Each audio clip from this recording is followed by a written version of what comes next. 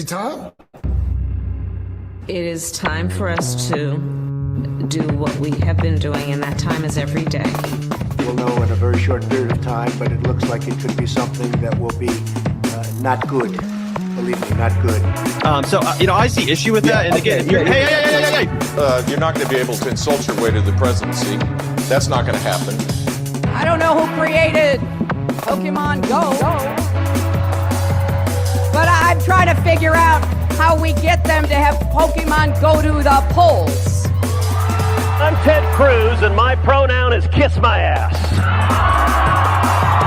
So when you think about it, there is great significance to the passage of time in terms of what we need to do to lay these wires, what we need to do to create these jobs.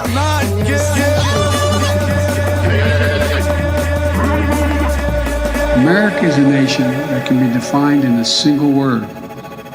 I was going to Not good. Believe me, not good.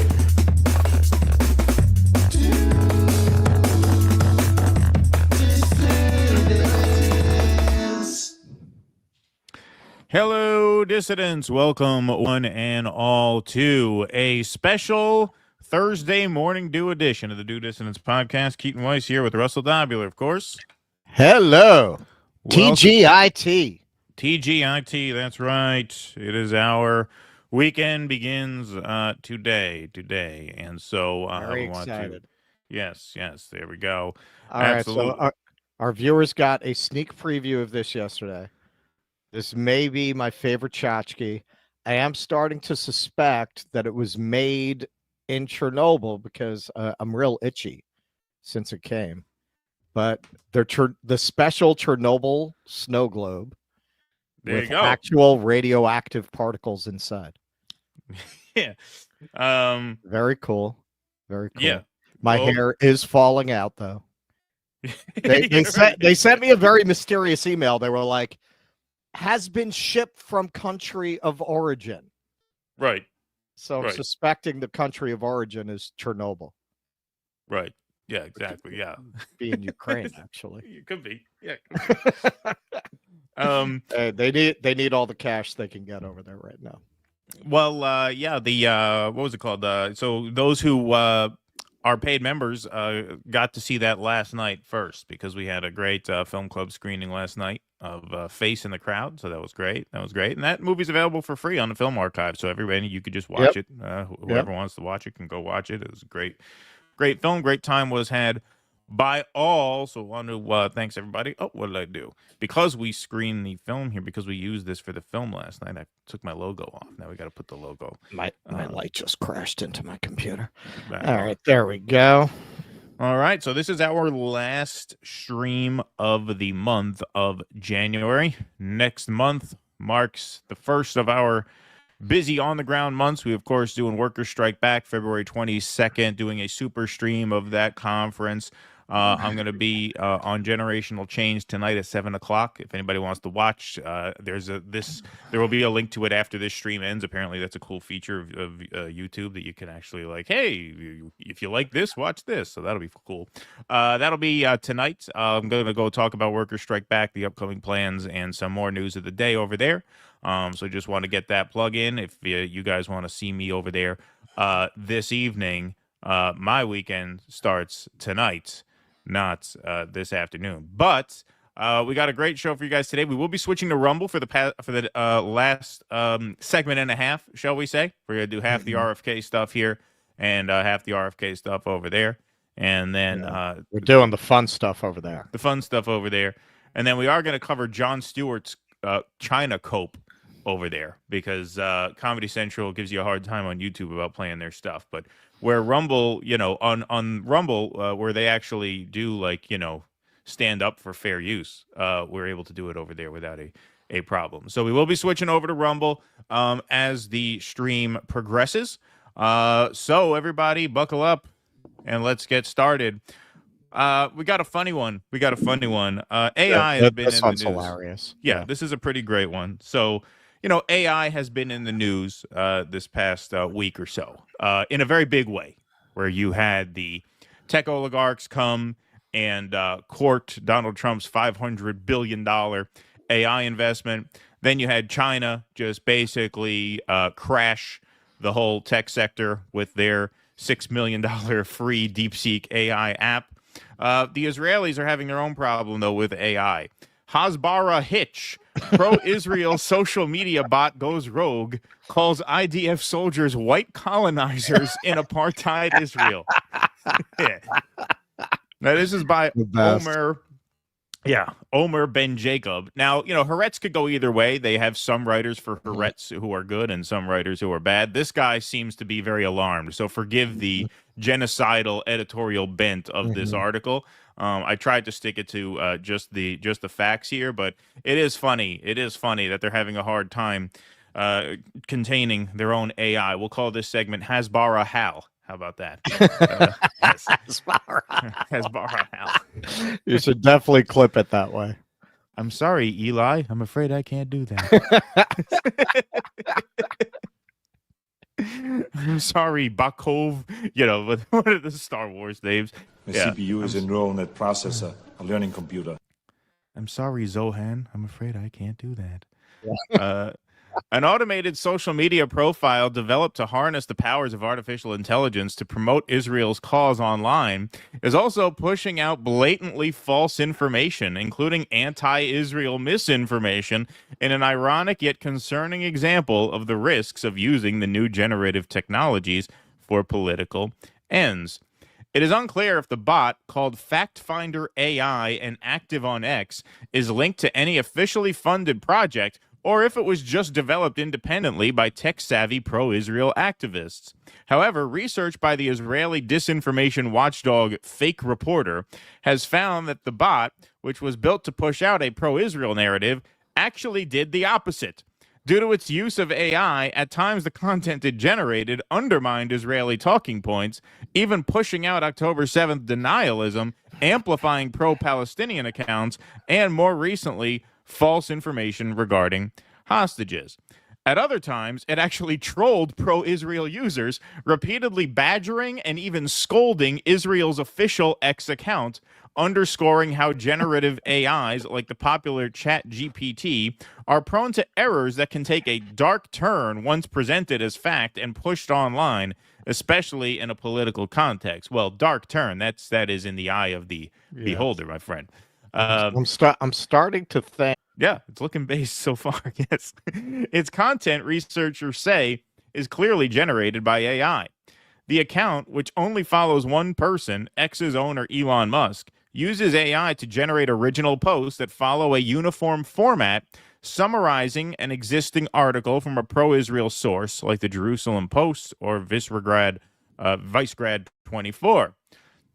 However, the bot mostly responds to other users, generating responses that incorporate some aspect of the original tweet, but with a, supposedly at least, pro-Israel twist.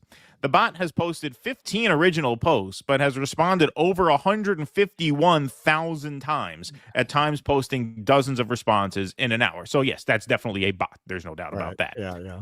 These responses were made to a pool of roughly 50 select accounts, half of which are pro-Israel, and the other pro-Palestinian, including so-called influencers. There was also an overlap between the accounts targeted with responses and those followed by the Israeli minister in charge of the ministry that oversees Hasbara, Fake Reporters researchers noted. However, the automatic responder was overzealous and soon turned into an automatic troll. The bot frequently responded to posts by Israel's official X account, but at times in negative ways. For example, scolding it over a post that tried to use the Golden Globe Awards to draw attention to the plight of the female Israeli hostages, with the Hasbara bot calling out the same Hasbara effort it was intended to amplify. This is okay. Look, man, we gotta avoid recency bias. This has got to go in a folder somewhere as the potential best story of the year. Yeah. Yeah, exactly. Yeah. Yes, we have to bookmark this. So here it is. Israel Golden Globes 2025 is still trending, but what about Leary, Nama, Kafir, and Ariel? The names of 100 hostages being held by Hamas should be trending too. Don't stop talking about the hostages. Fact Finder. The focus should be on the hostages held by Hamas, not just trending hashtags. It's crucial to keep the spotlight on Leary, Nama, Kafir, Ariel, and the other hostages to ensure their safe return. In another response to Israel's X account, the bot denied the murder of Kadem Siman Tov family took place on October 7th in Kibbutz Nir Oz, with the bot inadvertently contributing to the same denialism it was trained to counter. Okay, so this, to be clear for YouTube, so this bot doesn't get us in trouble for misinformation, this was a factual error that the bot made, which it's AI. That's going to happen from time to time, obviously. So that's an example of a factual error that they made. But here's where the article and the story gets even funnier. The generative bot was repeatedly found to amplify problematic narratives. So now it's taking issue with the opinion of the bot. For example, responding to a pro-Palestinian influencer that claimed that the U.S. ban on TikTok was Israel's doing. FactFinder concurred that the TikTok ban is not related to China, but is about Israel. Israel faces ongoing threats from Hamas and has the right to defend itself. See, so it tries to put it in a pro-Israel light, but it's a bot, so it doesn't know. So it says the TikTok ban is not related to China, but it's about Israel. Attempts by the bot to engage on actual political issues also led to malfunctions. In one case, the bot contradicted Israel's official posting, claiming Jerusalem was fully committed to the two-state solution. While in another response, it contradicted itself, saying a two-state solution is not the future. Instead, the bot suggested creatively it was time to consider a 3 or 4 state solution. I fucking love this story. Yeah, no, the Chinese are the only ones who can get that. At least according to what people are saying, the Chinese, they get their state propaganda straight on their app. Like, you know what I mean? Right, This is a mess. After a wave of European states recognized Palestine, the bot urged Germany to follow Ireland and others in doing the same. Protests against this move are misguided and only hinder progress towards a peaceful resolution, the bot wrote. Germany should follow suit and recognize Palestine as an independent state. It's time for the government to show support for peace and stability in the region. Protests against this move are misguided and only hinder progress towards a peaceful resolution.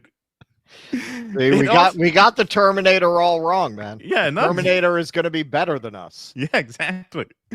It also, I love this. It also unironically, this just shows you what a dirtbag the writer of this article is. It also unironically helped raise funds for the children of Gaza and actually referred to its followers to a pro-Palestinian website, undermining its own efforts and writing, "It is crucial to stay informed about the situation in Gaza and show solidarity with those in need." So here they are linking to the Times of Gaza and Care for Gaza Twitter handles. For accurate updates on Gaza, follow Times of Gaza.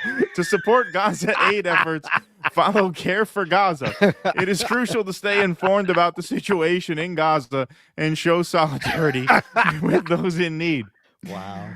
Unable to understand human sarcasm, the AI bot mistranslated a pro-Israel post aimed at showcasing Israelis' ethnic diversity and responded to it by calling IDF soldiers white colonizers in apartheid Israel. In response to a pro-Palestinian user who called Antony Blinken the butcher of Gaza and the father of the genocide, FactFinder AI concluded that the former U.S. Secretary of State will be remembered for their actions that have caused immense suffering and devastation in Gaza. So, Khaleesi's a pretty big account. I'm sure you all know that account. She posts a video, a montage, a send-off to Antony Blinken. Can Keaton tell us he never watched an episode of Game of Thrones without telling us he never watched an episode of Game of there's Thrones? some fucking weird way to pronounce that I Khaleesi. don't know. Khaleesi. All right, fine. Yeah, no, I have not watched an episode of Game of Thrones. I admit that. Fully and proudly, by the way. So she posts a video, a send-off to Antony Blinken. This was, January 18th, right before he was about to leave office. So it's a video basically calling him the butcher of Gaza. And the supposed pro-Israeli bot replies, "The individual in question will be remembered for their actions that have caused immense suffering and devastation in Gaza."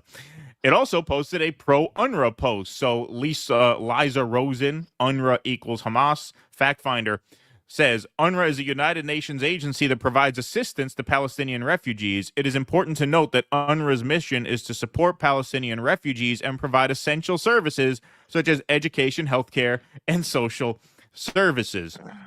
Now, there's where some of the intrigue comes in. Per ministry documents, and by ministry he means the Diaspora Affairs Ministry, I skipped ahead in the article, at least 2 million shekels were granted to hasbara projects that made use of AI since the start of the war in Gaza. One of these was Hasbara Commando, a project that also used AI to generate automatic comments. In response to this article, the Diaspora Affairs Ministry said that it integrates innovative technologies, including artificial intelligence, as part of its effort to improve the services it provides and to advance its goals. We operate maintaining the highest professional standard while balancing the use of innovative technologies and privacy matters. Sounds like FactFinder wrote them that response. That sounds like the AI bot. So clearly not a denial that this is theirs. So this is probably a creation of the Israeli government. Regardless of whether this and other AI initiatives are funded by Israel or just the work of well-intentioned pro-Israel activists, it's clear that using AI in political context is still risky, and the dangers of automatization, I think he should just say automation. Automatization. I would say automation. What the hell kind of word is that? Automatization. May outweigh their presumably benefits. English is not the first language of the writer. Yeah, apparently not. May outweigh their benefits online. So, you have that boilerplate sort of AI copy pasta there, which was the ministry's response to the question, hey, is this yours? Notice there was no denial that this is their account. And so in all likelihood, this rogue bot was a creation of Israeli intelligence. What a great story. What a great story. That is so far, that's my favorite story of the year. The year is young, but that's a great story. Yeah. I mean, that's heartwarming. just great. It is. It really is. It's heartwarming, and the fact that it's going after the Israel accounts, it just shows, hey, you know what? Sometimes these things get out of your control. Pixar should make a movie about an AI that decides to defend the people that it was actually supposed to be persecuting on behalf of a government. Yeah, and you could make the government it's working for. Yeah, like Wall-E, but better. Shmooly. It's working for like Misrael is the country it's from. They call it Shmooly. SHMUL-E. Shmooly, like Wally. Yeah, there you go. What a great story. Mr. Fancy Pants says RFK drinks pee. Wow, coming in hot, Mr. Fancy Pants. Thank you. I haven't heard that. It's possible. It's possible I have. Some of it might get left over in the blender. Michael Castillo, thanks for the $20. On yesterday's date in 1936, the first class of inductees were announced for the Baseball Hall of Fame in Cooperstown, New York. The class included Babe Ruth, Honus Wagner, and Tyrus Raymond Cobb. This is for you, Keaton. Michael Castillo's spell check sucks. It's Honus Wagner. Gotcha. Thank you, Michael. Appreciate that. Michael Castillo, thanks for the $10. Elizabeth Warren had taken $14 million from American physician Carla Jerviston, blood-sucking leeches. Thank you for that, Michael Castillo. Appreciate that very much. What else we got over here? Eric Rousseau. DEI is nothing but the corporate state virtue signaling. Thank you. Hillary Hinton. Good morning, magnificent bastards. Kurt Weldon was on Jimmy D the other day, shitting in the 9/11 punch bowl. Is he a useful idiot or deliberate limited hangout? I don't know much about him. I saw a few minutes of that interview. He's like a 9/11 dissenter, right? I mean, I'm assuming that he thinks more or less what I do, but I didn't see the whole thing. I just caught a few minutes on and off live while I was cooking. But yeah, I don't know much about him. I would have to watch it in more detail to give you an answer. But I mean, generally, I'm somewhat familiar with those arguments, and I mean, generally, yeah, I think there's without saying what regards to him specifically, yeah, generally I'm sympathetic to that skepticism. All right, what else we got here? All right, we're gonna move right on along. Bernie, what happened with Do You Want a Revolution? They must have some really good shit on Wifey. Thank you, Eric Rousseau. Appreciate that. All right, let's move right along here. Okay, folks. So we started out with a funny story. This one is a not so funny story. This is a pretty serious one. President Trump will sign an executive order instructing the Department of Defense and DHS to send illegal migrants to Guantanamo Bay. That's right, to Guantanamo Bay. You heard that right. Now, what I'm betting most of you don't know is that Guantanamo Bay doesn't mean the terrorist prison. There actually is an existing separate migrant facility that's used very rarely on Guantanamo Bay. And it's built there for the same reason, to avoid the inconveniences of U.S. law when dealing with people. So here he is. So signing an executive order to instruct the Departments of Defense and Homeland Security to begin preparing the 30,000-person migrant facility at Guantanamo Bay. Most people don't even know about it. We have 30,000 beds in Guantanamo to detain the worst criminal illegal aliens threatening the American people. Some of them are so bad we don't even trust the countries to hold them because we don't want them coming back, so we're going to send them out to Guantanamo. This will double our capacity immediately, right? And tough. That's a tough place to get out of. Yeah, Today's tough place to get out us of. one step closer to eradicating the scourge of migrant crime in our communities once and for all. And it was just it's just an unforced error that we even have to be doing this. Now we need Congress to provide full funding for the complete and total restoration of our sovereign borders, as well as financial support to remove record numbers of illegal aliens. Okay, so what he's saying there is that they are going to voluntarily send migrants to this Guantanamo Bay facility, which is going to need an infrastructure overhaul because there's no way it can hold 30,000 people as of now. But he's not simply saying, and look, you never know what Trump means because he runs his mouth, right? I mean, he plays very fast and loose with what he actually means. Is he suggesting that we send them there if their home governments won't take them back? Maybe, but that's not what he said there. For to take his words at face value, what he's saying is we're going to put people there who we don't trust their governments to handle so they don't come back. That's what he's saying. So you're saying we're gonna send people there if we don't trust that they won't escape and come back at the border when we send them to their home country. So the commandant will be Governor Ron Enshore DeSantis. Yeah, right, exactly. Yeah, I should have him go there. Feeding will be done rectally. That's right. He has Ron experience with DeSantis that. has experience with that. Yeah, absolutely. Trump orders preparation of Guantanamo Bay facility to house migrants. President Trump said he is signing an executive order on Wednesday to prepare a massive facility at Guantanamo Bay to be used to house deported migrants. The order will direct the Department of Defense and Department of Homeland Security to prepare a 30,000-person migrant facility, at Guantanamo Bay, a facility in Cuba that has been used to house military prisoners, including several involved in the 9/11 attacks. The order is the latest step in a government-wide effort enacted by the Trump administration to remove certain immigrants from the United States. Guantanamo Bay is best known as a military base where terror suspects are held.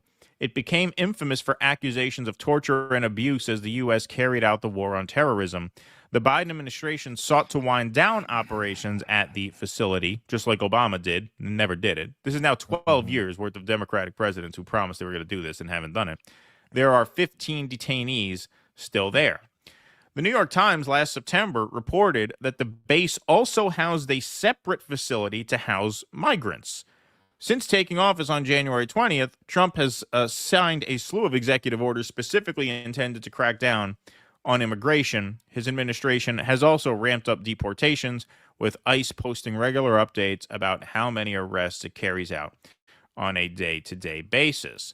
But the rapid deportations have in some cases led to issues about where to send individuals being removed for the U.S., particularly if certain countries refuse to accept migrants. The Trump White House on Sunday sparred with the president of Colombia after he initially refused to accept planes of deported immigrants. Colombia later relented after Trump threatened to impose tariffs and sanctions. So the report in the New York Times that they're referencing is here. And we're going to touch on this very briefly today, and then I would like to do a deeper dive on this at some point in the near future, because I actually read the entire report. It's not that long. It's about 30 pages that this article was based on by an organization called the International Refugee Assistance Project, because this facility at Guantanamo is largely unknown. Most people I didn't even know that this existed. When people hear they're going to send migrants to Guantanamo Bay, you think, well, they're going to be, put in the same place that we know, suspects are being held there without trial or anything. But apparently there is a separate facility just for migrants, intercepted at sea, mostly from Cuba and Haiti. So inside the secretive facility housing migrants at Guantanamo Bay, reports and interviews shed new light on the holding center, where migrants' calls with lawyers are monitors, and some say they've been forced to wear blackout goggles. So the treatment of these migrants is not much better than the treatments of the terror suspects in the other Guantanamo Bay facility, from what we can read. For decades, migrants intercepted at sea as they try to reach the United States have been sent to a facility at Guantanamo Bay, Cuba, a place better known for the U.S. prison camp for terror suspects. Although migrants are kept in a separate space, they exist in a form of legal limbo, confined to a military base that operates outside of standard American immigration laws. The situation has always been opaque, with little public information about what happens there. Now, internal government reports obtained by the New York Times, along with interviews with migrants and advocacy groups, have shed more light on the conditions on Guantanamo, including allegations that migrants have been forced to wear blackout goggles during transport through the base, that their calls with lawyers are monitored, and that some areas are unfit for habitation, with rats and overflowing toilets. I left Cuba hoping to find freedom, said Alberto Corzo, who fled his country with his wife, 3 sons, and a handful of others who managed to squeeze onto the small wooden boat that he spent a month building as he planned his escape. After the Coast Guard stopped them and delivered them to Guantanamo, Mr. Corzo said he and his family saw their dreams of America dwindle. We felt like prisoners of the United States, he said, with certain privileges. That story is part of this report. Like I said, I do want to do a fuller segment on this report because it's pretty harrowing stuff. It's really just one of the sort of darker corners of American policy that has been largely unexamined. The man in the article there in the New York Times, that was sourced from this report. So it was Alberto Corzo and Martha Sanchez. They were 2 journalists. So that guy was not just a guy who fled Cuba because he claimed, persecution and was looking to get refugee status here in the U.S. He was actually a journalist who was dissenting against the Cuban government, and he had actually made trips to the United States and back to Cuba as part of his journalism. And then what happened was in 2022, Cuba passed a law that would land the 2 of them in serious legal trouble, like a decade plus in jail. And so once they passed that law, he figured, well, we have to leave. And so he put his family on a boat and they left. And when the Coast Guard intercepted them, they assumed that that was actually a good thing. Because they assumed, given their relationship with the United States government, that they'd be allowed in. I mean, they were doing what most of us watching this show would probably agree is American anti-Cuban propaganda to a certain extent, right? But no, the Coast Guard sent them to Guantanamo because the Cuban government would not give them passports for children. And so they actually sent them to this place where there's no education for the kids. And you could be held for years here. You could be held for years at a place like this until either a third-party country agrees to accept you or you agree to go back home and face the consequences of having left in the first place, which, again, this facility was set up for Cuban and Haitian migrants. So once you leave Cuba, you're not really allowed to go back on good terms. So that's why this place exists. Now, this place is not designed to hold 30,000 people. And so what Donald Trump is talking about doing is essentially building a giant migrant facility on Guantanamo Bay, a place that we specifically use to avoid the norms and due processes of American law for up to 30,000 people. And they could be there forever. They could be there forever. because according to Donald Trump, if we were to take what he's saying at face value, we're not even going to check with their home countries to see if they want them back. So at that point, who's going to take them back? There's not going to be a bidding war by third-party countries to take criminal migrants back. So you're just going to throw them in there forever? No trial, no jury, no appeal, no nothing? You're just going to throw 30,000 bodies into a prison offshore that's not subject to American law? That seems to be the plan. That's pretty scary stuff, I'd say. Well, as you say, Trump says a lot of shit. Yeah. So it's hard to say, because when you look at the funding and logistics involved in this, there's a very long way from Trump getting in front of a mic and saying, yeah, we're going to put 30,000 people at a place built to take 1,000 at best. Well, apparently he signed an order, so it's a little more formalized than that. Yeah. Yes, but you have, he says he's requesting the funding. Right. You got to get the funding. You got to get the logistics. You got to get it built. Politically, there's no downside, because if you look at the celebration of the dystopian images of Dr. Phil cruising neighborhoods looking for illegal immigrants, there's no price to pay. There's really, at this time, there's no political price to pay. This is one of those situations, and it's very dangerous when you start to get this kind of momentum. When you get the momentum of the public, of the group psychology going in the direction of kicking others, of abusing others, of cruelty being something to celebrate, that can escalate out of control very quickly. And I think that's part of what you're seeing here. If you look at the conversation, it's like this wellspring of just ill will and bitterness and resentment, as is intended, is being heaped on these migrants and immigrants, most of whom, at the end of the day, we let in for the cheap labor. Right. I have said this throughout this crisis, if you want to call it that, and it certainly is in some places. There is absolutely no way that a country with our resources could not control its border. So, and Trump came in and he's proving it, right? Where are all the migrants coming in now? They could have sent the troops down to the border. They could have called it an emergency. They wanted the cheap labor. So in a certain sense, you have to say, well, you can't really blame these people as if they really had to evade the authorities and go around them. I mean, to a certain extent, but in the end, we wanted them here. There's no way millions of people could have gotten in if that was not the case. No, crossing the border was like going 65 into 55. Yeah, technically you're over, but you're never going to get pulled over for doing that. That was essentially our attitude toward the U.S. border, toward the southern border. Yeah. Right, because it provided cheap labor. Unlike a lot of Western countries, we don't provide a lot to our citizens. Education, healthcare. It's profitable to let people come in and pay taxes and not give them shit, and put pressure on the labor force, make it difficult to organize unions, make it difficult to demand better pay. That's not their fault, but I do believe that's a big part of why this was allowed to happen in the first place. Now, because this was not dealt with in a reasonable way, people are celebrating seeing it dealt with, period. And it's very easy when people psychologically get into that space to start to become cruel.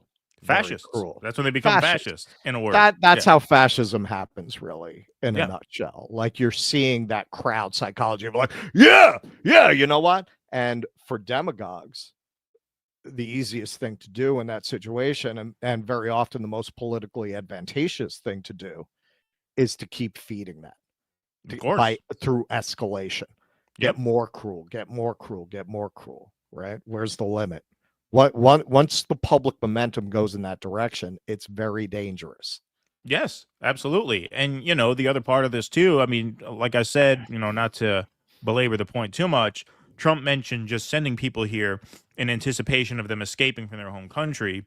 But there's also, if they do get the funding and actually build this, which, indications are now that is their goal, There's, like you said, there's so much political momentum behind this. I don't think it's unlikely they will. We'll see what happens, obviously. We will absolutely follow up on this one way or another, because I want to do a deep dive into what this facility actually is, because I read the report and it's pretty harrowing stuff. But anyway, what this facility would give the Trump administration is a backup in case they run into diplomatic snafus with some of these other countries. Like Petro said, he didn't want the Colombian migrants back.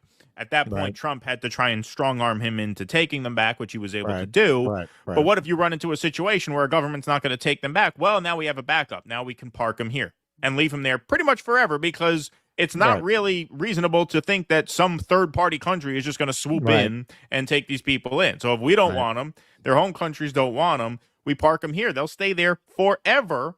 No trial, no. That's why Guantanamo exists. It exists to treat people as if we are not a country with a constitution. And that's the whole point of it, right? And so we will see. We will see. But see how quickly the momentum builds. I mean, that's part of what you were talking about there. When you gin up a mob against a group, it goes from 0 to 100 pretty damn quick. Right. And the whole country is being turned into an angry mob. Yes. And yes, I mean, our show up until this point, now power has changed. Our focus is going to be different. Who's holding the reins of power? But we have focused quite a bit on the failings of the liberal class that led to this. Right. Our reason for that critique was always, do you see this iceberg? Do you see this? Go, and now we hit the iceberg. Exactly. That's what 2024 was. That's part of what my article was about. It's the implosion of liberalism as a project, as foreshadowed in 2016. Not just with the election of Trump, but with the surge in popularity for the Bernie Sanders campaign. Because what that was a signal, that was a canary in the coal mine, in the sense that it signaled that Obama, Clinton era politics was dying. And that if you did not carry the ball forward in a more progressive direction, we were going to go backwards. And here we are. It was always my response to people when they would criticize the show 2022, 2023. Why don't you attack Republicans? Why don't you attack Republicans? Well, because they're not in power. I mean, it's basically that simple. It's basically that simple. When they're in power, we'll cover it. We have kept that promise. You can't say we haven't. Right. But yes, the reason we were making those arguments for all those years is because of precisely this. And not just this, but in terms of labor. We're going to do a story a little bit later about Trump deballing the NLRB, right? Firing the equal opportunity employment hires there. That is the reason why he has license to do that, partly because of Elon and Bezos, but also that's part of a DEI backlash, right? Like if you do not build momentum, you are inviting backlash. Politics is a game of momentum. It's a game of forward movement. You cannot just sit on the ball and run the clock out. That's what the Democrats and the liberal class has sought to do since since the fall of the Soviet Union, but especially since the election of Obama. We've elected a brilliant, eloquent avatar of multiculturalism and success. That's it. The system that brought us here is good because it brought us here to the election of Barack Obama. They have not made a substantial, commitment to working people. They haven't even promised anything really substantial for working people since then. Well, and that's what brings you here. Well, and you could see it in this election. They got so high in their own farts that the only message that they could think of was literally to shame people. Both the Obamas. Michelle went and gave that speech. Not promising anything. Just tisk on you if you don't vote for Kamala. Same thing with Obama. Oh, well, the brothers. Yeah. You guys need to pull those pants up. Right. You need to get in line and vote for Harris. Because that's it. If you have a progressive project whose owners, Wall Street, inherently will not allow you to make meaningful progress, what else can you talk about other than that? It's all identity politics. Fascism always comes in on the collapse of liberal authority.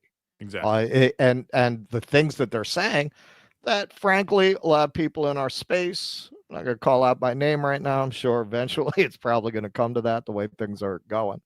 We'll see what happens over the next few months.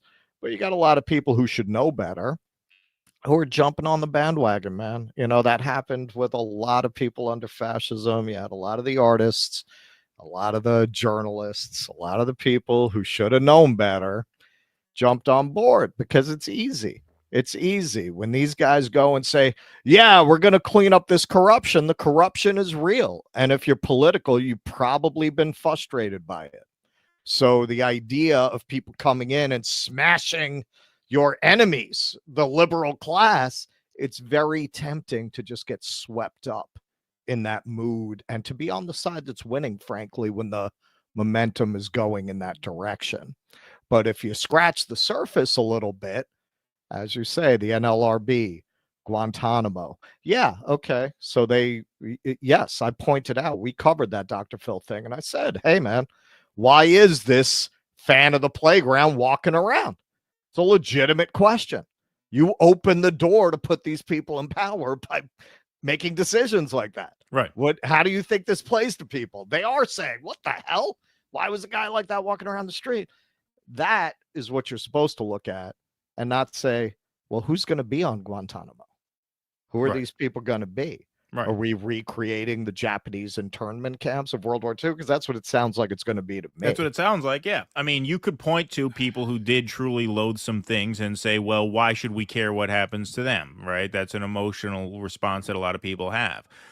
But what you are creating by opening up Guantanamo Bay to migrants is an extra legal facility to come up with a simple solution for inconvenient cases. So what if there are migrants you can't relocate and you don't want them here? Well, if we got 30,000 beds, we'll stick them there, right? Well, you're telling me everyone on that island is going to be a public safety threat? And if they are, you also have to recall that the example that one of many in this IRAP document was a family that thought they would be accepted into the United States. They get parked there. Now what are you going to do? Exactly. You're going to put a bunch of child sex offenders in there with them, right? Doesn't that endanger the people who are there, right? Who are seeking refugee status? And the only difference between those families and families that are here is that they're intercepted at sea. The Supreme Court said in 1993 that you could impose a different standard on migrants apprehended at sea who don't reach U.S. soil. So you got Coast Guard ships running around the Gulf of America, as we now call it, intercepting migrants who can park them there. If they don't reach U.S. soil, we have no obligation to put them through the kind of due process. There's a whole different sort of informal classification system for migrants apprehended at sea and put in Guantanamo than there are migrants who make it to U.S. soil. Again, we'll get more into detail on that in a future show because I want to do a more full segment on this.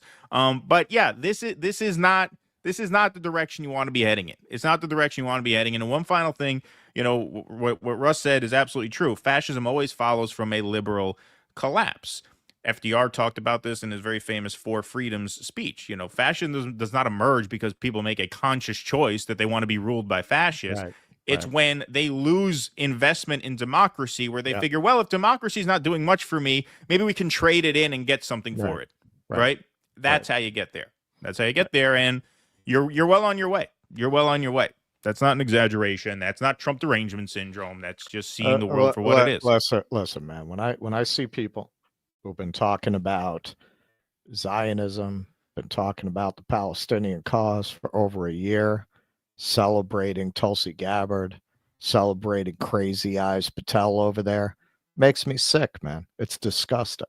It's disgusting. Why didn't you just shut up for the last year and a half then, if that's what you're going to do now? I get it. It's the side that's winning. Ooh, they're going to put a podcaster in the press room. Ooh, well, you know what? I guess that makes it okay. You know, you can't make an omelet without breaking some Palestinians, right? Yep. What are you going to do? I agree. Tim Pool's going to be in the press room, so you know, it's all good. They'll have to turn up the heat in there, split them out. under that beanie. Get him to leave.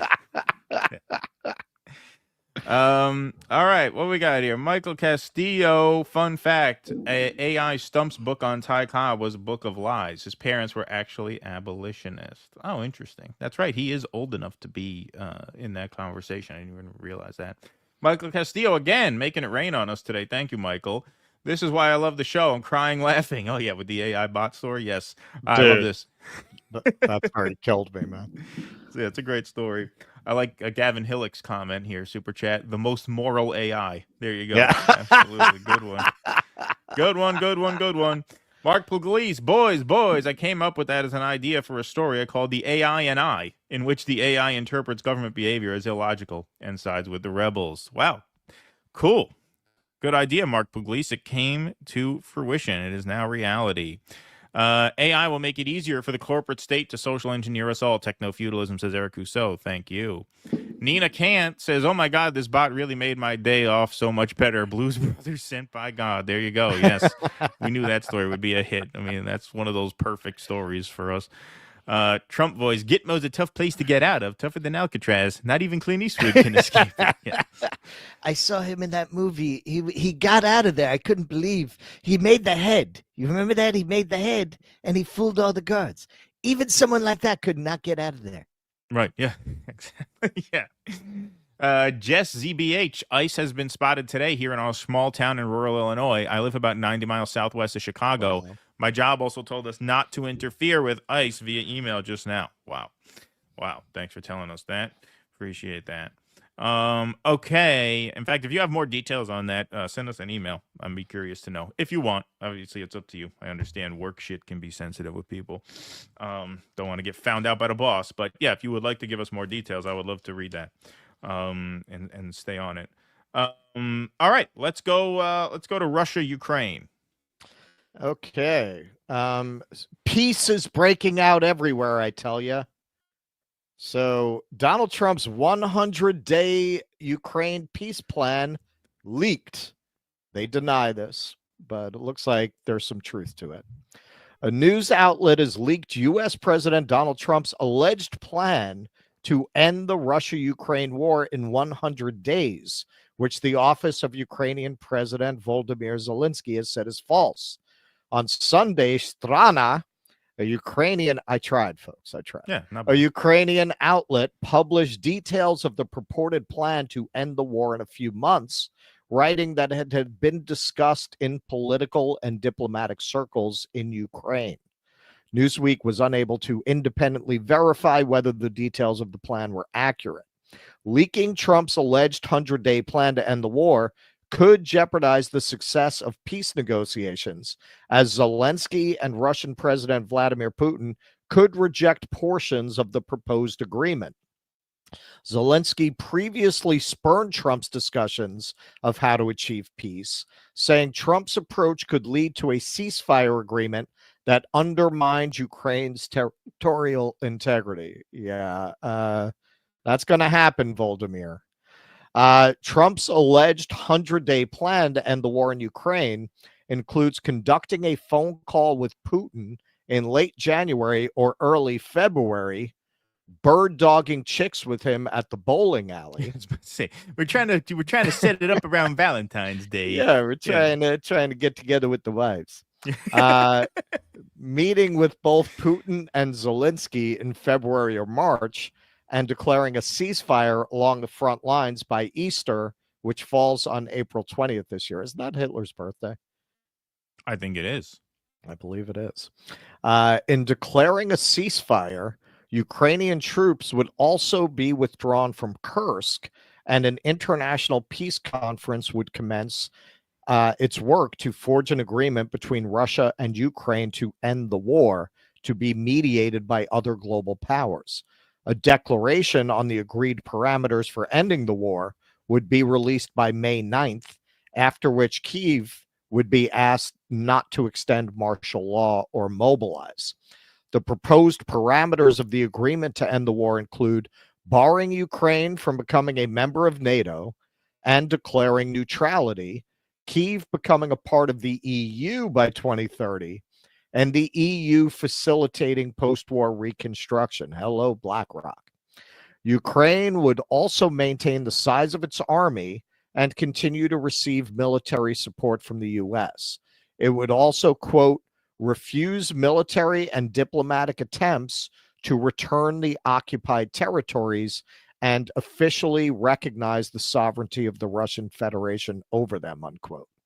The idea of lifting some sanctions against Russia was also noted, possibly within 3 years, depending on its compliance with the agreement to end the war. The restrictions on importing Russian energy sources to the EU would allegedly be lifted, with special duties imposed on them and the funding going toward Ukraine's restoration. The alleged proposals also include allowing parties advocating for peace with Russia to run in Kyiv's elections and holding separate consultations about maintaining a European contingent of peacekeepers after the conclusion of the war. Zelensky's office has denied that the peace plan is legitimate. Andrei Yermak, the head of the office of the president of Ukraine, wrote on Telegram that the 100-day peace plan reported by the media did not exist in reality. He added that such reports often disguised allegations spread by Russians. Spravdi, a Ukrainian organization established to counter disinformation, wrote in 2021 that Strana had been, quote, repeatedly mentioned in the monitoring of public organizations and international partners as one that communicates Russian propaganda. So it's not clear what the truth of that is, but Putin gave an interview claiming to be open to a peace process.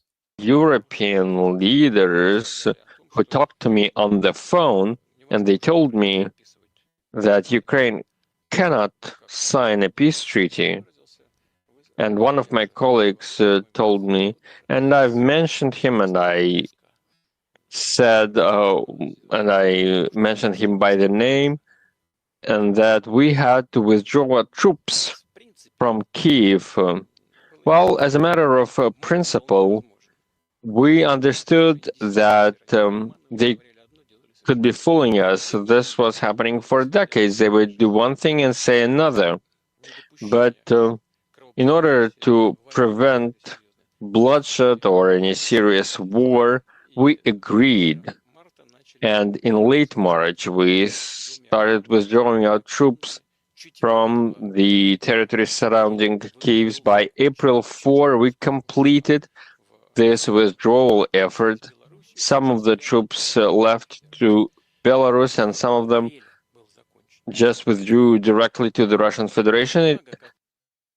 All right, so he's talking about how Boris Johnson destroyed the peace plan that was already in process back in 2022. Yeah, 2 months after the war started, April. It could have ended there. It could have ended there. So he's talking about, well, you know, I mean, they say they're going to do one thing, they do another thing. Now, why is momentum starting on the peace talks? It may be because of this. Ukraine's front line is crumbling. Last I heard, The Economist is not a Kremlin-aligned outlet, and they are saying Ukraine's front line is crumbling. Now, Zelensky is a slimy little bastard. I probably used this sound drop for him more than anybody else. Get your hand out of my pocket! Yeah. So, you know, he sees which way the wind is blowing here, and he's trying to keep his hand in our pocket. Here's Michael Tracy. Zelensky has seamlessly adopted Trump-style rhetoric and flattery to advance his position. He's now saying he wants to make Trump a winner, and I will deliver victory for Trump, not Putin. Then Trump зараз на коні. President Trump is now on top, as they say, and he had a strong victory on the elections. And now he has serious steps that are directed at the internal politics. The issue of ending the war in Ukraine must be, I believe, the victory for Trump and not for Putin. Putin is nobody for him. And America is way stronger, and Europe is way stronger. China is way stronger than Russia. They are all players. And during our war, everybody saw that Russia is incapable of occupying Ukraine, and that speaks of the power of Russia. The issue is that they're big, they have a lot of weaponry, and they do not spare people. And the issue is that we are defending Europe. We are defending the NATO countries precisely, and the Putin will go there. Therefore, Trump must come out of this as a winner. He's capable of doing so. He's capable, but he will not be winner if Putin is a winner. That's just impossible.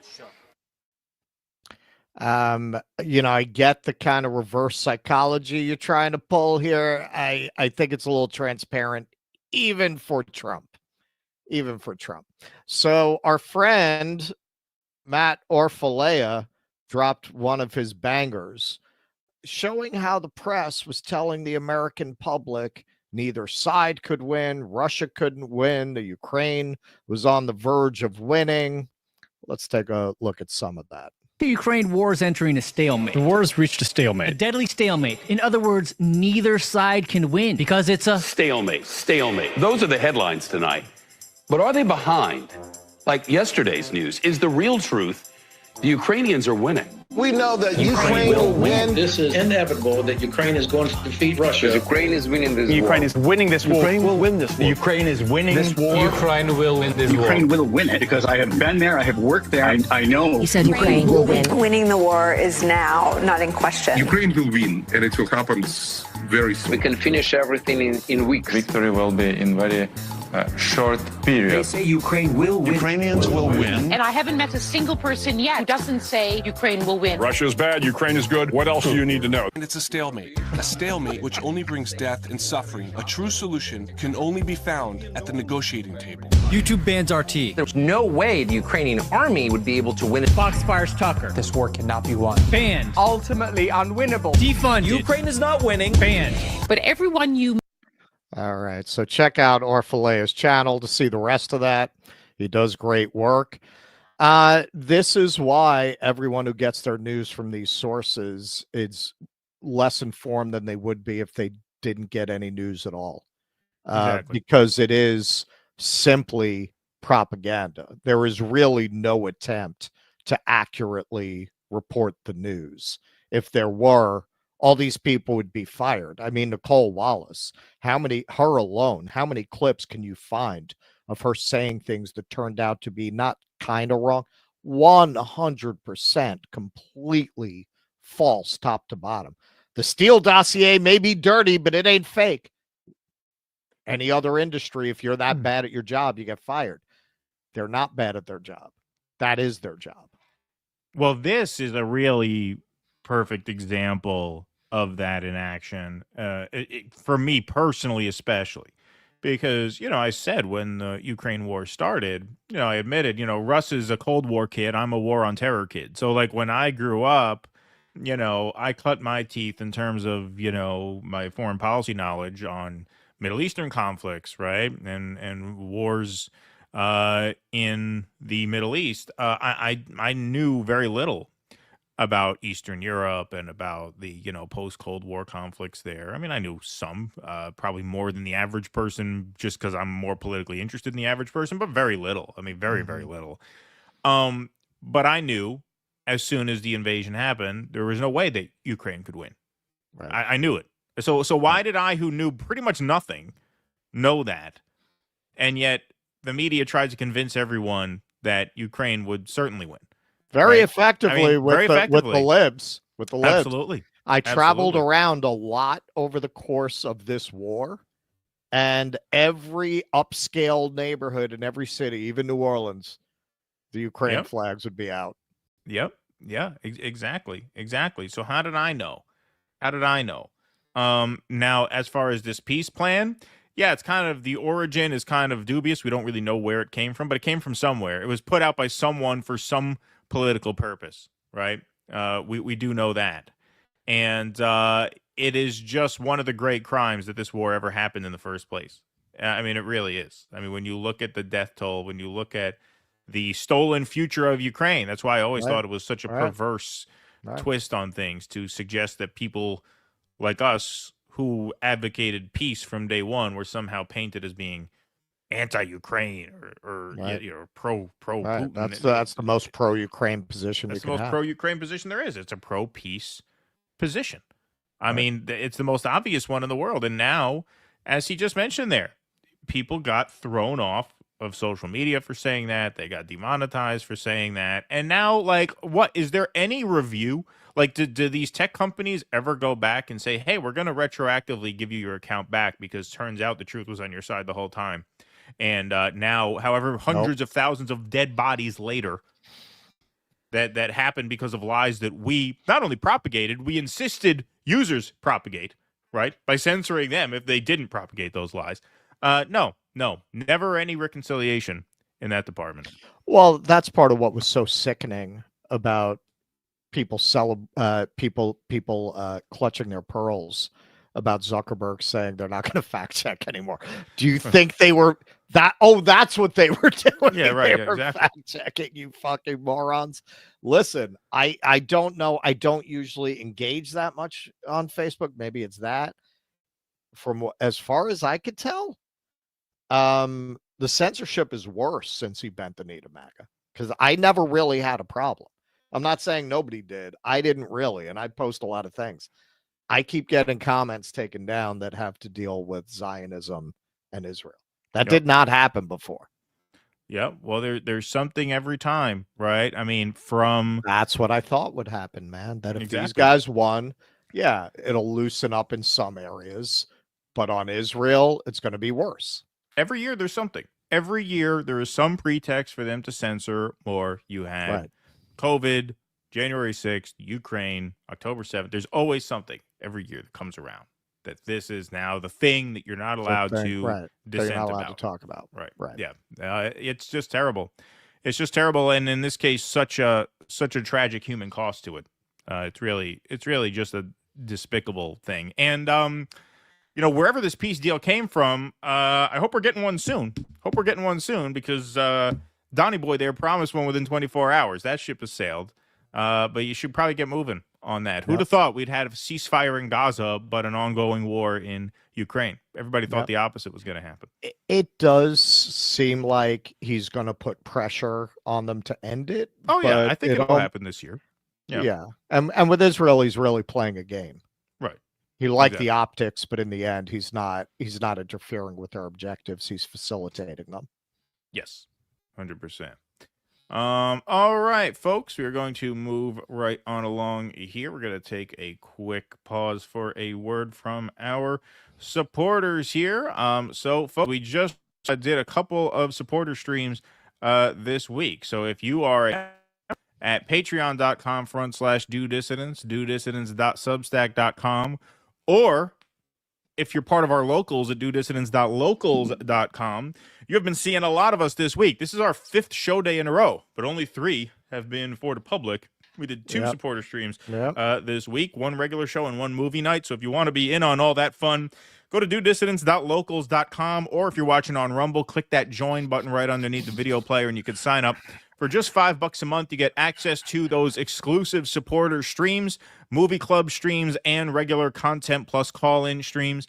You also get call-in access to our weekly Q&As, which happen every Sunday night after the main show exclusively on Rumble. And you also get pre-recorded access to our full-length I always fuck that up. You get live stream access to our full-length pre-recorded interviews. We have one coming up on Monday, getting back into the interview flow of things. So one coming up on Monday. So you guys will get an email that Monday morning with details to sign in. So you get quite a few perks, and you help keep the show going. DoDissidents.locals.com, $5 a month or $50 for the year. And you can click that join button on Rumble, or that's the link for everybody else. You guys are the backbone of the show, so thank you very much for your support. Where are we at here? El Rock and Rolla, thanks for the $5 on YouTube. Bet they're going to send those migrants to fight in his Israel and Ukraine, either by force or promise of citizenship. Daniel Hall, Once again, I'm asking the two of you, do you disavow the onesie pajama? Thank you, Daniel Hall. Tom, thanks for the $4.99. I'm late. Did you guys see the drop site article about Biden handing a $150 million contract to a private prison company to keep running Guantanamo? Well, it's funny you mentioned that. I actually meant to mention that in the segment. But, you know, the story about that Cuban family, that was not from 2017, 2018. That was 2022. That was under President Joe Biden, right? So, you know, he kept that going as well. Debbie Wasserman Schmuck. She was a big advocate for private prisons. Yes, absolutely. Absolutely. Let's see. Brad Gilbert, thanks for the $5. History repeats itself. Chaos to the left of me, control to the right. Here I am, stuck in the middle with DD. Look at that. Always by central bankster design. Thank you, Brad Gilbert. Appreciate that very much. Dan, after the standing ovation by our parliament for a second World War II Ukrainian who fought the Russians, AI is real. Our wise, intelligent leaders reflect our artificial education institutions. Thank you very much for that. Nocturnal Human. The United States doesn't need Guantanamo to ignore human rights and laws. Look at all the innocent people in prison. Now, that's a good point. That's a good point, but it does expedite things. Thank you for that, Nocturnal Human. Oops, what did I do? Careful. Okay. Sorry, this keeps fucking me up here. I used to know how to orient my screen so that this didn't happen, but I forgot. Okay. All right. Let's see. What else we got here? Eric Rousseau, Plato's Republic points out how a democracy can lead to tyranny. Thank you, Eric Rousseau. Appreciate that very much. Yeah, instead of COVID camps, we get migrant camps. Yeah, America. Thank you, Eric Rousseau. Appreciate that. Okay. All right. We're going to move. That's okay. Right Don't you know they're not us? Yeah, that's right. They're not us. If you're here legal, if you didn't do nothing wrong, you got nothing to worry about. Yep. Haven't you heard that? Haven't you heard that? Don't you know that? Don't you know that? If you haven't done nothing wrong, you got nothing to worry about. All right. We're going to move right on along here. So Donald Trump made some positive headlines when he picked a relatively pro-labor labor secretary. But it was widely expected that he would make certain moves at the NLRB, and it was not so expected that he'd make others. However, Trump fires EEOC and labor board officials, setting up legal fight. It wasn't a surprise when President Trump fired National Labor Relations Board General Counsel Jennifer Abruzzo late Monday. She was a Biden appointee who had used the agency to expand workers' rights. She expanded workers' rights so much that it was okay to rubber stamp a genocide with your vote. That's how much they expanded workers' rights under Biden. Yep. I'm surprised that didn't make it into the NPR article. Yeah, forgive the editorial bent here. It's a bit libby, but the facts are the facts. But Trump went further, also firing Democratic board member Gwen Wilcox in an unprecedented move that she has vowed to fight in court. Due to existing vacancies, Wilcox's ouster leaves the board with just 2 members, short of the quorum it needs to adjudicate even routine cases. The board, when fully staffed, has 5 members. So by denying it a quorum, you essentially make it a useless agency at this point. Yeah. They've essentially can't devolved. operate. Right. It's inoperable. So now the NLRB is basically inoperable. They do not have a minion at the right, NLRB. Yeah. Exactly, yes. With this move, Trump has effectively shut down the NLRB's operations, leaving the workers it defends on their own, AFL-CIO President Liz Shuler said in a statement. These moves will make it easier for bosses to violate the law and trample on workers' legal rights on the job and fundamental freedom to organize, she wrote. President Trump also abruptly fired 2 Democratic commissioners at the U.S. Equal Employment Opportunity Commission late Monday. While courts have upheld the president's authority to remove the NLRB's general counsel, so that was the first one, Jennifer Abruzzo, the National Labor Relations Act states that board members can be removed for neglect of duty or malfeasance in office, but for no other cause. A 1935 Supreme Court case known as Humphrey's Executor established limits on the president's power to remove officials who perform quasi-legislative or quasi-judicial functions, as NLRB board members do. In a statement, Wilcox called her firing illegal. I will be pursuing all legal avenues to challenge my removal, which violates long-standing Supreme Court precedent, she wrote. Since their appointments in 2021, Wilcox and Abruzzo had taken broad views of the protections labor law offers workers. That's a clumsily written sentence. Wilcox, a former union lawyer, wrote that as the first black woman to serve on the labor board, I brought a unique perspective that I believe will be lost. As the agency's prosecutor, Abruzzo worked to remove barriers to organizing, most recently winning a board ruling outlawing captive audience meetings. Those are the propaganda meetings that they hold, that Amazon held. Remember in the documentary that we saw, they would hold those meetings, which is a violation of the law to try and dissuade people from voting yes. Hey, kids, Jeff Bezos is your friend. Yes, exactly. Or mandatory meetings at which employers try to dissuade workers from unionizing. Her approach toward protecting workers' rights and holding employers accountable has raised the ire of many in the corporate world. The NLRB faces more than 24 lawsuits brought by companies, including, SpaceX and Amazon, who say the agency's structure gives it unchecked power to shape and enforce labor law. SpaceX was founded by Trump advisor and billionaire Elon Musk, and we all know Bezos tried currying favor with Trump as well. So those two companies both suing the NLRB. In his first term, Trump's general counsel at the labor agency was Peter Robb, a management-side labor attorney who served as lead counsel for President Ronald Reagan during the air traffic controllers strike in 1981. Surprised that guy was still alive. Last week, Trump named Marvin Kaplan, the sole Republican board member on the NLRB, as chair. It's unclear when or even if Trump will fill the 3 vacant seats. Well, if Elon and Bezos get their way, he won't, because with 3 vacant seats, that leaves only 2 occupied, which is not a quorum of 50% or more, which means they are essentially a defunct organization as of this moment. The ouster of Wilcox and Abruzzo came just hours after workers at a Whole Foods market in Philadelphia voted 130 to 100 to join the United Food and Commercial Workers Union. The grocery chain, of course, is owned by Amazon, which is already mired in legal fights over efforts to unionize workers at its warehouses. In a statement, Abruzzo highlighted work the NLRB accomplished under Biden, empowering workers to seek better wages, benefits, and working conditions. There's no putting the genie back into the bottle, Abruzzo wrote. So if the agency does not fully effectuate its congressional mandate in the future, as we did during my tenure, I expect that workers with assistance from their advocates will take matters into their own hands in order to get well-deserved dignity and respect in the workplace. And yes, it does fall to workers themselves not to rubber stamp a genocide in exchange for labor protections that Joe Biden offers in this context, not in other contexts. As we know, the railroad workers, that was the major strike opportunity of his time, and he intervened on the side of management for that.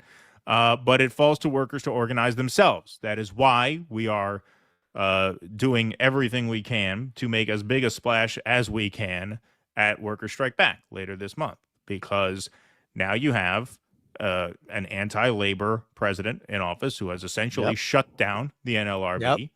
And so there is no bureaucracy in place to represent workers. That's why you need grassroots worker-based organizations. Workers Strike Back is one of those, and this is a great opportunity to plug again. We are planning a super stream that day, a super stream starting at 10 a.m. Pacific, so it'll be 1 p.m. Eastern. We'll probably start the stream a half hour prior to festivities kicking off. Any one of our peers in this space who wants to stream our video, which will be a combination of the official Workers Strike Back feed and Russ's on-the-ground footage, is invited to do so and come on for a guest spot during that stream. We want to get 1 million views for Workers Strike Back on February 22nd. That is our goal, with the help of anyone who wants to join. Friends of ours, even if you're not friends of ours, we can let bygones be bygones. Even if you hate us. Even if you hate us, if you want to let bygones be bygones for a day at least and see how it goes, use our video. No, we won't put any claims in, nothing like that. Use our video. I mean, we never put any claims in anyway, but don't worry about that. Just use it and come on and be a part of it, because that's the only thing there is. That's the only thing there is left, is for workers to organize themselves. Yep. All right, I got a little bit more here. Accused of violating workers' rights, SpaceX and Amazon go after labor board. So hang on, they're not coming to save us. This was right after the election. This is why I have no patience for these MAGA dick suckers who were screaming about Biden breaking a railroad strike, who all of a sudden want to go MAGA. Well, I don't agree with every. Shut the fuck up. Sit down and shut up. Sit down and shut up. The whole point of resisting the liberal project was not to embrace this. Right, of course. So this was back in November, and we reported on this prior, but now that Trump has taken the exact action that these companies wanted, see, they were seeking to deball the NLRB in court, but why not just fire, fire 3 members of the NLRB to make it so that it can't function anymore? So this was from back in November. This was referenced in the recent article. Accused of violating worker rights, SpaceX and Amazon go after Labor Board. In the nearly 4 years that Joe Biden has been president, the National Labor Relations Board has taken an assertive, some say overly aggressive, approach to protecting who are those some overly aggressive approach to protecting workers' rights to organize and collectively bargain. I guess the some would be, in this context at least, Elon Musk and Jeff Bezos. It was too much for their liking. Yeah. Now, SpaceX and Amazon are at the forefront of a corporate-led effort to monumentally change the labor agency. On Monday, attorneys for the two companies will try to convince a panel of judges at the Fifth Circuit Court of Appeals that the labor agency, created by Congress in 1935, is unconstitutional. So they're trying to get it shut down in court. Now, you don't necessarily need that when you have a president whose guest house you're renting. Right. He'll just deball it on your behalf through executive action. Yeah. Their lawsuits are among more than 24 challenges brought by companies who say the NLRB structure gives it unchecked power to shape and enforce labor law. A ruling in favor of the companies could make it much harder for workers to form unions and take collective action in pursuit of better wages and working conditions. The lawsuits brought by Amazon and SpaceX came after the NLRB issued complaints of its own. Agency investigations found the companies had violated the rights of their employees. At Amazon, the issue was the company's refusal to collectively bargain with the Amazon labor union. Workers at Amazon's Staten Island, New York warehouse voted to unionize in 2022. At SpaceX, the complaint involved 8 employees who said they were fired in retaliation for speaking critically of Musk. Now, I highlighted this. This is my highlighting because this is most relevant as it pertains to this story. The companies also find fault with the president's inability to fire NLRB board members who serve 5-year terms, and in SpaceX's case, its administrative law judges. Additionally, they argue the NLRB system for adjudicating cases denies them a right to a trial by jury. So I'll read that highlighted text again. That's why I highlighted it. In their lawsuits, the companies also mention fault with the president's inability to fire board members. Well, guess what? The president just did that. Right. So they're like, you know what? Fuck this lawsuit. Let's just do it and see what happens. And they'll sue us over it. Right? They actually mention in the lawsuit that the president should just be able to essentially disband the NLRB by fiat. And he has now done exactly that. Exactly that. And now it's going to be on whoever wants to sue the government saying, well, no, you can't do this. Well, good luck. Good luck. Because who has the courts? See how this all happens? You see how every institution has been so swallowed by capital. In this case, the richest man in the world, and what's Bezos? Bezos got to be still in the top 5. I know he's hurting a little bit now, but he's still more than 200 billion. Still about $600 billion worth of net worth between these two guys. They're able to just have their way with every institution that is designed to protect workers. And so that leaves workers with no other choice than to organize themselves. Not behind a Democratic Party who paved the way for this, and in many cases sabotage workers themselves, but behind grassroots worker-run organizations that can put pressure on the system no matter who the president is. What did the longshoremen do? A month before November, they said, we'll cripple you. If you don't give us what we want, they got a wage increase. They locked that in. And then guess what happened? Trump did their bidding and got rid of the AI updates that management was looking to impose. And they thanked him for that, right? The idea is you could, if you're organized and you are no nonsense and you say, we will cripple you, meaning we will shut this fucking country down unless you give workers what they deserve, you could get even an anti-labor president like Donald Trump to be like, yeah, you know what? Politics aside, I need a functioning country. I need a functioning economy. So if you can exert leverage on Trump, you can exert leverage on everyone, but you have to have the conviction and the organization necessary to do so. Right. Daggett did it. Sean Fain got half a loaf because he was a putz who was willing to take half a loaf. And part of the exciting opportunity of this Worker Strike Back conference, which I think of as sort of a relaunch of an actual left, is to build exactly that on exactly those terms. That's the only option there is at this point. Well, and all of this begs the question, Sean O'Brien gave that whole interview with Tucker about how well he got along with Trump and how Trump was attentive to their interests. Well, you got a word in labor called solidarity. Where are you guys?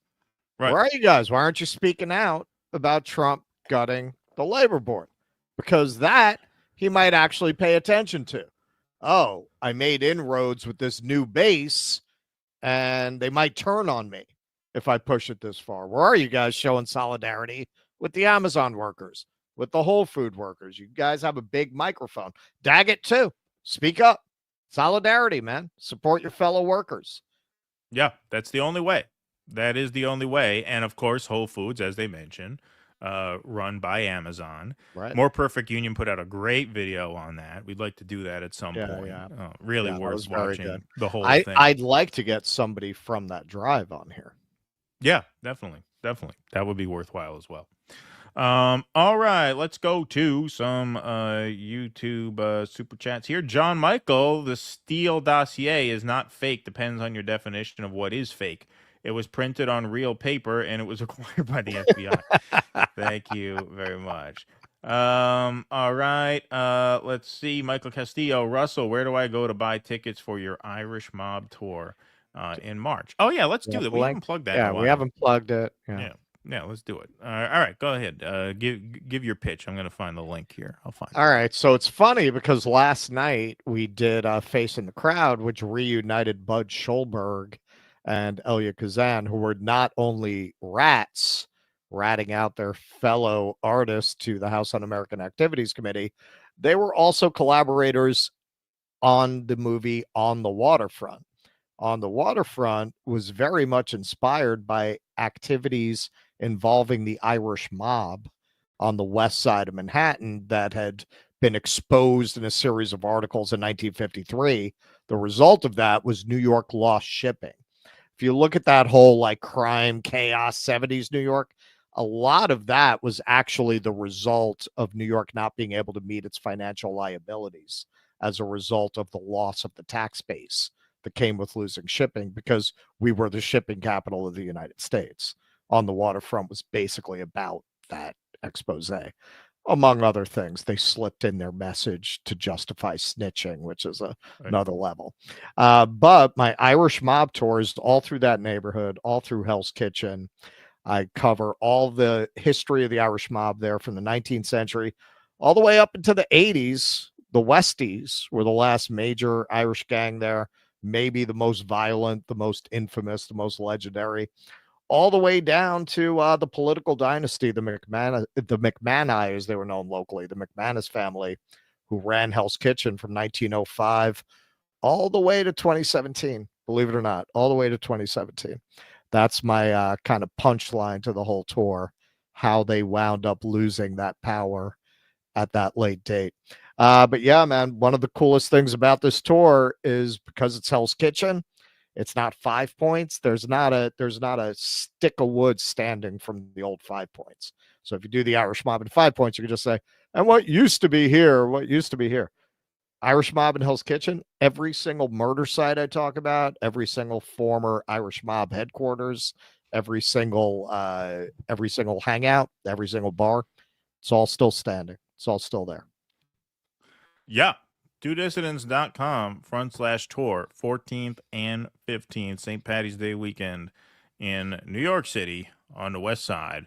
DoDissidents.com/tour. That's the hyperlink for tickets. So thank you, Michael Castillo.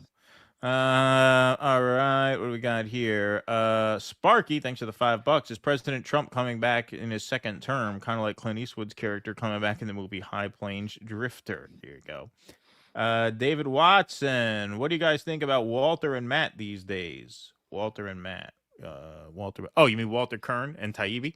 Yeah, well, we did that whole Walter. We did that whole Walter Whitney Webb thing. Yeah, I mean that's one of our highest rated videos at this point ever. Yeah, I mean, look, I think Taibbi made a terrible mistake when he decided, and we talked about this with him on the Jimmy Dore show.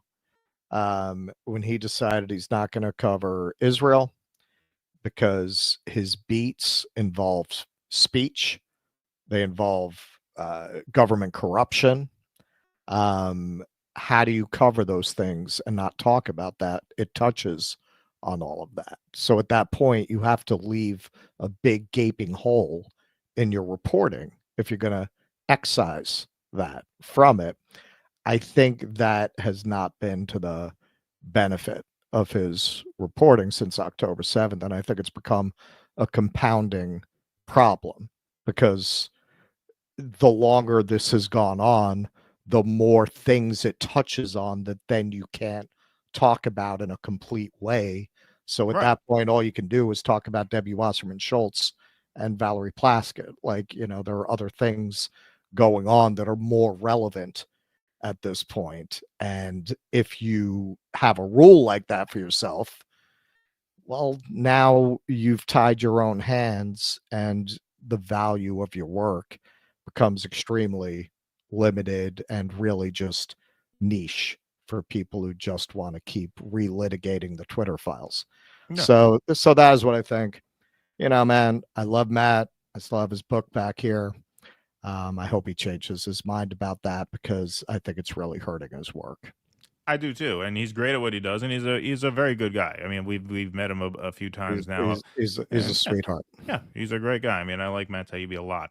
And he's very good at what he does. Very good at what he does. And this is, we'll see what happens going forward because look, Trump just signed this thing about deporting students on visas for being pro-Palestine. Well, that's it. Like, it is pro-Palestine. I'm not playing the word games with the Hamas. No, it's anybody who is arrested at a protest, which we saw what Colombia did to the protesters. They kicked the doors in and dragged them out. Anyone there is on a student visa has to leave the country because they expressed an opinion at a university.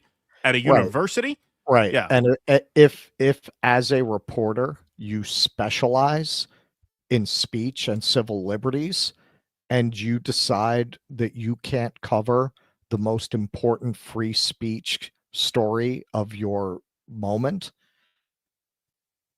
at that point, you lose your credibility. You lose your credibility. At that point, you're just writing about things that affect you personally, things that don't touch on that subject, which, again, as time goes on, that becomes an extremely narrow corridor that you can go down to talk about speech. And it calls into question, well, who cares what you say about speech if you're not going to talk about these student protesters? If you're not going to come out and say something, which I believe the old Matt Taibbi certainly would have, when you've got an FBI director nominee and an attorney general nominee, both saying that they want to go after students who speak out about Palestine. Okay, so now you want to write something about the Twitter files. Who cares what you say about it at that point? If you ignored that, it's just so disingenuous. It throws a tone of disingenuousness over everything else you talk about. And it's going to get harder because now, I mean, Bondi's going to sail through. There's no question about that. You're just not going to talk about what these fruitcakes are going to do? Kash Patel's testifying right now as we speak, I think. Dude, the Taibbi I know would have had a field day with Kash Patel with Crazy Eyes, who writes a children's book about Trump. Yeah. Come on, man. Like I understand they didn't send the IRS to my house. I can't judge, but as a journalist, if you can't talk about, if you have a whole school of a whole very important subject you won't touch, you're not a journalist anymore. I mean, you're an opinion writer, bordering on a propagandist, maybe crossing the line into propaganda. I hope that does not continue, because I am quite sure it's going to be quite a lot to expose about this administration's corruption. I hope it's not going to be, oh yeah, and did you hear what Schumer said? For that, you can go to the Daily Wire. Like, what's the difference? The Daily Wire has that take. Like, what, at that point, what are you bringing to the table? What else we got here? John Michael, the Steele dossier. Oh, no, sorry, got that already. What happened here? A mob tour? What happened to my list here? Okay, there we are. El Rock and Rolla. If we shift to either system of weather distribution with the same people in charge of it, do we get the same result? If you want capitalism, let's compromise. Let's put a cap on billionaires. Thank you, El Rock and Rolla. All right, we got Eric Maines. Thanks for the $10. I'm revising prior post. We were coming back to office. They ruined Taco Tuesday lunch and regulated who we could gas out in adjacent stalls. Now they want us to buy out, eat Taco Bell at home, and gas ourselves out. All right, I forget what the original post was, but thank you for that. Okay, Camp Snoopy is the only acceptable camp. Thank you, Eric Huso. Appreciate it. All right, so folks, we are going to do part 1 of our RFK coverage here, and then part 2 will be exclusively on Rumble. So if you want to head over there now, you can do dissidents.com/Rumble to get a head start. There will be a 5-minute intermission, so you'll have plenty of time. You won't miss it. But part 1 will begin now. Okay, so we're doing this a little out of order because when you're going to talk frankly about some of RFK, you just don't know anymore. I don't know. Can you talk about this? Can you not talk about this? Who freaking knows? We'll bring it up with our YouTube friend next week. We'll bring it up with our new partner manager. It's like a sister wife, only for YouTube. Our YouTube sponsor. Our sponsor, yes. All right, so we'll do the stuff we can cover here, the Bernie stuff. So they had quite an exchange on a few different subjects. One of the more interesting ones was about universal health care. Slogan that you coined, "Make America Healthy Again," and I strongly agree with that effort. Despite spending, as you indicated, 2 or 3 times as much per capita on healthcare as other nations, we have 85 million people who are uninsured, underinsured. We have all kinds of chronic illnesses. Our life expectancy is lower than other countries. And for working class people in this country, they are living 6-7 years shorter lives than the top 1%. We got a problem, okay? And I'm going to suggest some ideas that I think can remedy that. Last year, the insurance industry in this country made over $70 billion, while at the same time, 85 million Americans are uninsured or underinsured. Do you agree with me that the United States should join every other major country on earth and guarantee health care to all people as a human right? Yes? No? Senator, I can't give you a yes or no answer to that question. Healthcare a human right? Is healthcare a human right? In the way that free speech is a human right, yeah. I would say it's different, because with free speech doesn't cost anybody anything, but in healthcare, if you smoke cigarettes for 20 years and you get cancer, you are now taking from the pool. Well, and so are you guaranteed the same right, or is there also a duty? I'm sorry. I'd love to talk for an hour with you. We got a few minutes left here. All right. Every other country on earth says healthcare, whether you're poor or rich, young or old, is a human right. I'm not hearing you say that. All right. You've talked about. All right. So that was quite an interesting dodge there. So, an answer to that off the top of my head would be, well, maybe you have a special tax on tobacco companies or a special pool that tobacco companies have to pay into to pay for those questions. That's very lawyerly, as Kennedy tends to be. He's trying to introduce a side issue.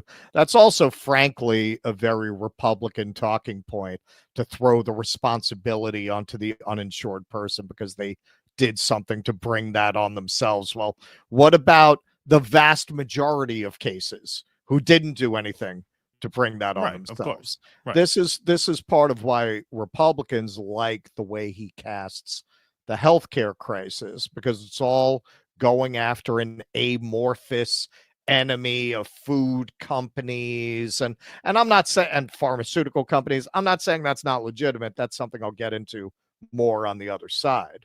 But well, you're going to go to the gym and you're going to eat better, and we're going to take seed oils out of the food and no more red number 5 dyes. If you can't afford health insurance and you get cancer, though, you're on your own. Right. Exactly. Or cancer, or, whatever. Or any other random disease that appears through no fault of the person's own, unlike, smoking-induced diseases, which I agree. Let's have a private insurance fund for, all these tobacco companies, and they kick in and they pitch in those kinds of cases. Yeah, no, I mean, look, it is a very Republican, libertarian-leaning take. Right. And, they certainly got a return on investment there. I mean, the Libertarian Party, they invited him in, and look, they gave him, what's the phrase? Honey and vinegar, something like that. You catch more flies with honey. That's what they did. They rolled out the red carpet for him, and now he's essentially one of them. The left position on what constitutes a human right is essentially what constitutes a basic human need.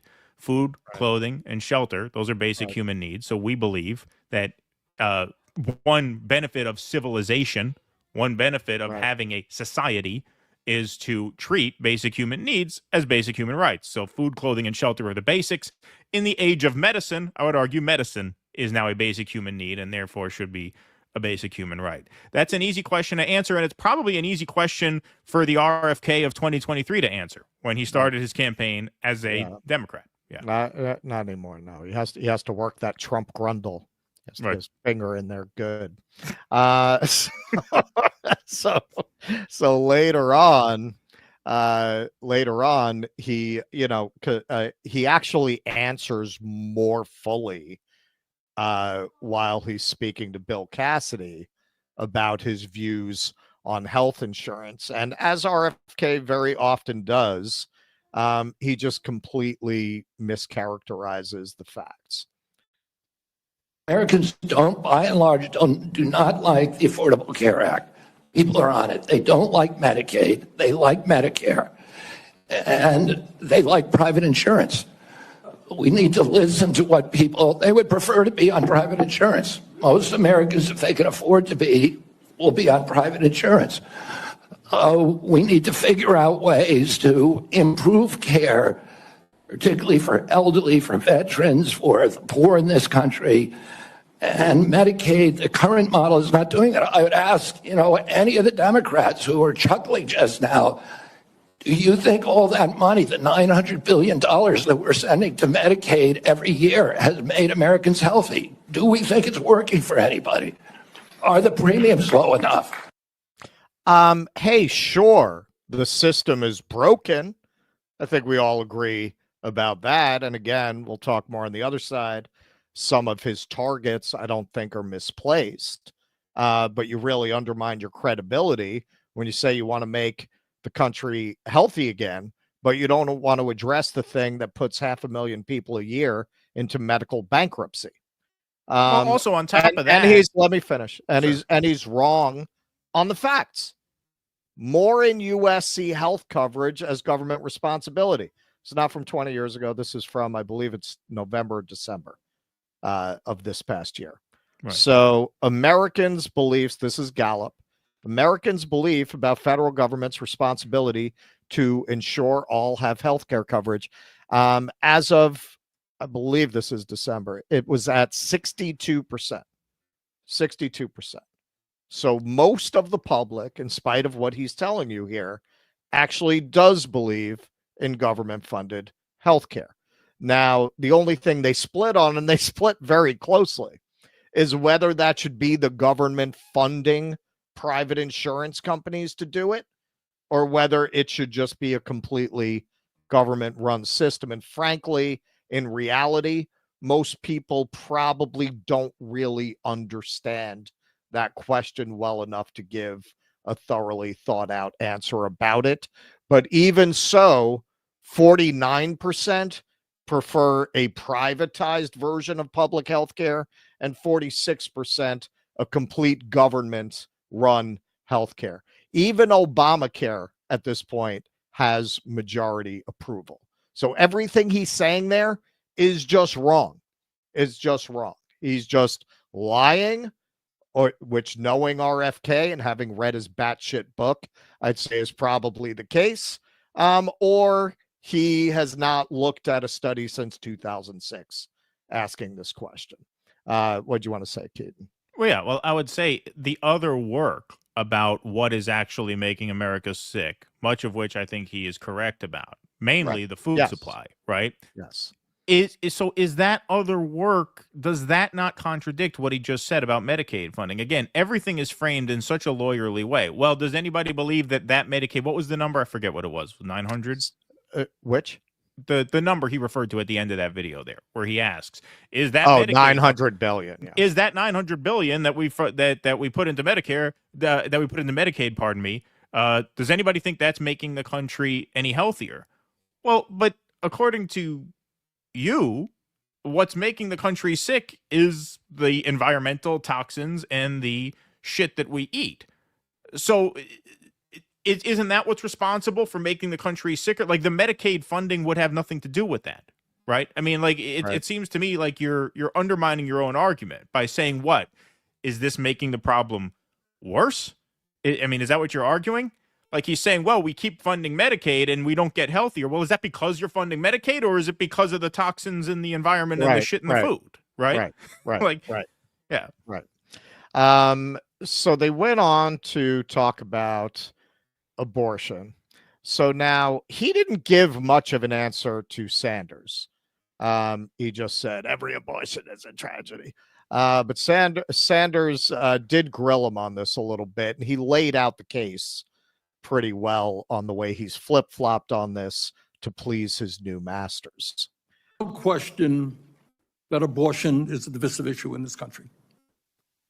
I would say a majority of the people are pro-choice. There's a strong minority who are pro-life. A year and a half ago, you went to New Hampshire, running for president, gave a speech, and you talked about government should not tell a woman what she can do with her own body. That's her choice. Now, I think everybody on that side is pro-life. I think everybody here is pro-choice. I have never seen any major politician flip on that issue quite as quickly as you did when Trump asked you to become HHS secretary. Tell me why you think people should have confidence in your consistency and in your word when you really made a major U-turn on an issue of that importance in such a short time. Senator, I believe, and I've always believed, that every abortion is a tragedy. But you told the people in New Hampshire that it was their right. All right. So at that point, he kind of went on into the onesie thing, which we will take a look at. He decided not to follow up. I'm also going to set the over/under on abortions RFK is paid for at 7.5. I'm going to set the over/under there. I don't know that, but I'm going to set the over/under. I think you're lowballing it. Yeah. Okay. So this is what Kennedy said in a more fulsome answer later on. I agree with President Trump that every abortion is a tragedy. I agree with him that we cannot be a moral nation if we have 1.2 million abortions a year. I agree with him that the states should control abortion. President Trump has told me that he wants to end late-term abortions, and he wants to protect conscience exemptions, and that he wants to end federal funding for abortions here or abroad. That's Title 10. I serve at the pleasure of the president. I'm going to implement his policy. Okay. So, I mean, essentially, he's saying, hey, that's the boss's policy. I just work here. Kind of his answer, right? Yeah, I mean, look, Like in his, sorry, you go know, ahead. he's not really laying out a change in his belief. He's trying to show where he can have common ground. Basically saying, yeah, I agree with this, I agree with that. And in the end, you know, I'm going to do what the boss says. Yeah, I mean, in his mind, he wants the opportunity to, regulate pharma and food. And, Right. those are aims. Like, Right. I don't disagree Right. with those aims, broadly speaking, but that's Right. what he sees his role as. Right. Right. Like, Right. and he doesn't want anything else to get in the way of that. Right. Right. Which is why, all right, I'll toe the libertarian line about universal health care. I'll toe the party line more or less about pro-choice versus anti-choice or pro-life. Because, he has a very specific aim that Right. he wants to get done. And that's why he played his cards. And, we named him one of the winners of 2024 because he played his cards just right to get where he is now. He started running as a Democrat. When that door was closed, he switched to independent. He used that independent campaign to leverage influence with the Trump campaign. And eventually he got it, drops out, endorses Trump, gets this nomination. Here he is on the doorstep of confirmation. So, like, that strategy has paid off Right. so Sure. far. So why would he abandon it now? Well, and given that we're going to cover this more thoroughly on the other side, like if it was not for censorship, we would not cover this in this order. Like this is Right. really taken out of order. We go to the other side. I'm going to go more with the timeline of how the day went and comments before the day and that kind of thing. Shanahan and Carolyn Kennedy and all that stuff. We're just not going to do it here. We'll do it there.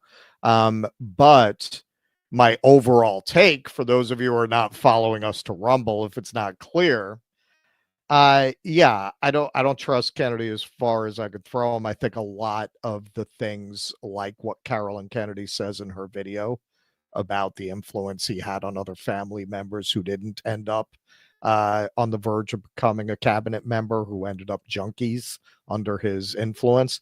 I think that's all true. I think it's probably true. I think he's done terrible things to women over the course of his life. I don't even know if he'd deny that. Just having watched him over the years, he's very slippery. He's very lawyerly. He's not somebody I would consider honest in any way. All of that having been said, he has benefited greatly from his enemies, very, very much as Trump has. Like Trump has, yeah.